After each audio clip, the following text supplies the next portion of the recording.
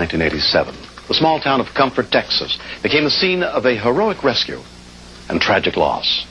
Much of the footage you will see was taped on that day by the banks of the Guadalupe River. It was the day they were supposed to go home.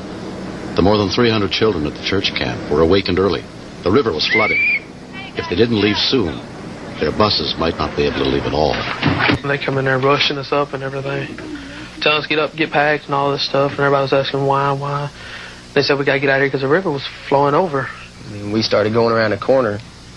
We would go down the hill, then water started coming in the bus and stuff. We tried to back up, but then the bus got stuck, so they made all of us get out of the bus. And that's whenever the first wave hit us and started scattering people to different trees.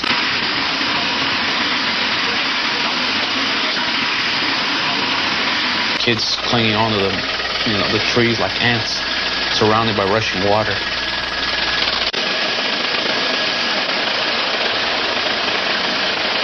Chris Ray was the first to be rescued.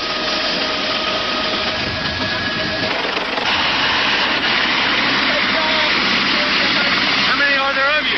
There's the bus over 40. How many? 40. In the bus? Well, we all got on the bus. Wherever the bus started going down. As news bulletins spread the word of the flood and accident, more help arrived. But many parents feared the worst. I know for me that it was like you've got two daughters down there. Now, obviously, they both are not going to make it. You know, which one would you choose? Which one would you have come back? I mean, it seemed like every tree had a facial to it in it.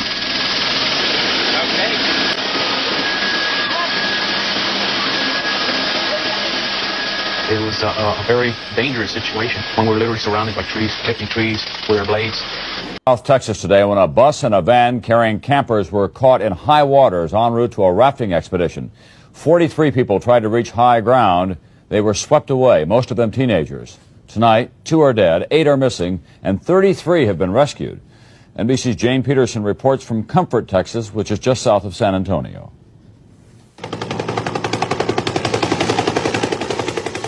Rescue efforts began almost immediately to save the teenagers floundering in the swirling Guadalupe River. Helicopters pulled some of the teenagers from trees. Most of the victims hung on and reached safe ground, although one 16-year-old lost her grip and died hours later. It's hard to get to them through the trees. So what's the next step? Go back out there and try again. The teenagers were being evacuated from Camp Pot of Gold, a Baptist church camp, during a driving rainstorm. It had begun early this morning, dumping about 11 inches of new water into the rising Guadalupe. At 8:30, their bus driver headed onto a flooding bridge. Buses stalled out and the water was it was real deep, so we were going to try to get out and get to the road. It wasn't too far back, and it started washing people away. Workers tried to keep an accurate list of who had been rescued and who was still missing. Get their birthday, names, addresses. The teenagers, all of them cold, were rushed to 2 nearby hospitals. 2 of the survivors are described as being in serious condition. After doctors examined them, most of the teenagers were taken to a school shelter. They looked relieved, but some said they worried about their friends. I'm glad I'm here, but I'm scared for everybody else who hadn't made it yet. Back home in Dallas at the Seagoville Baptist Church, which had sent the children to camp, parents waited for word about their children. We just got in contact with the hospital. She's okay. She's with Teresa. She's okay, baby. She's okay. She's at the hospital. The level of the Guadalupe River is dropping, now below flood stage at the accident site. The rescue effort is continuing. Workers say they'll keep searching past nightfall until every teenager has been found. Jane Peterson, NBC News, Comfort, Texas. All right, so as you can see from them videos, it happened in 1987, but it also happened in 1921. So essentially every 20 years or so, this river overflows and tends to kill kids. Now, if you have kids, stop sending them to any camp along that river.